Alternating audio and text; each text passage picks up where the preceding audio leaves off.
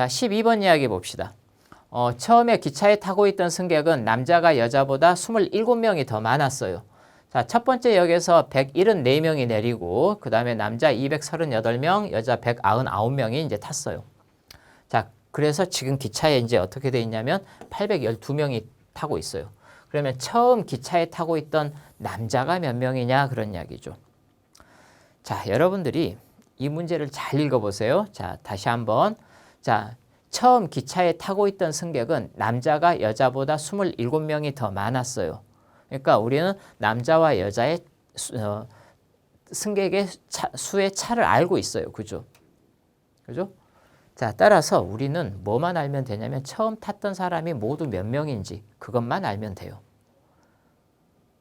그죠? 자, 근데 문제에서 다시 뭐라고 했냐면 첫 번째 역에서 174명이 내렸다 그랬어요. 그 다음에 이만큼 남자 타고 여자 타고 그랬다 그랬어요. 남자가 타든 여자가 타든 아무 상관이 없죠. 즉, 요거는 수는 필요하지만은 이제 이 말하자면 이 남자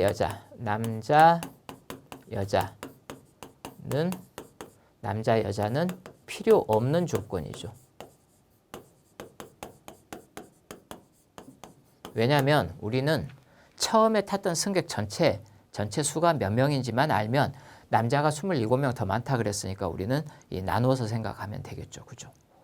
자, 그래서 그러니까 처음에 몇 명이 있었는지 모르죠. 전체 인원. 자, 근데 174명이 내렸어요. 그죠? 자, 그리고 나서 남자 238명, 여자 199명이 탄 거죠. 그죠? 그러면 437명이 되겠죠. 그죠? 자, 요만큼이 도로 탄 거예요. 그렇게 해서 몇 명이 된 거예요? 812명이 됐다. 그런 이야기죠. 그죠?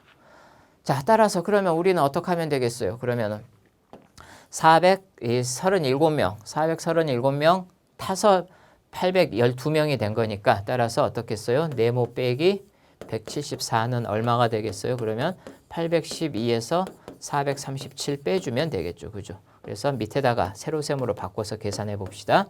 자, 여기는 이제 0이 되고 5가 되겠죠. 그죠? 자, 그럼 여긴 7이 될 거예요. 7에서 4 빼면 3이 되겠네요. 그죠? 자, 그러면 174명이 내리고 375명이 된 거니까 따라서 375명 더하기 174명 이렇게 이제 더해주면 되겠죠. 그죠?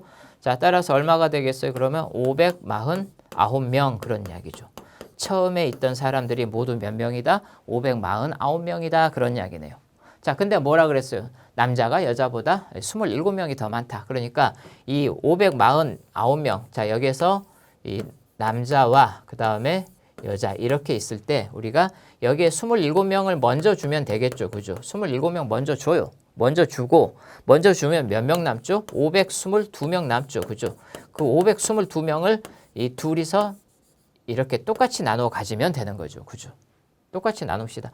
500명은 나누면 어떻게 해요? 250명씩 가져가면 되죠. 그죠? 250명. 22명은 11명씩 가져가면 되죠. 그죠?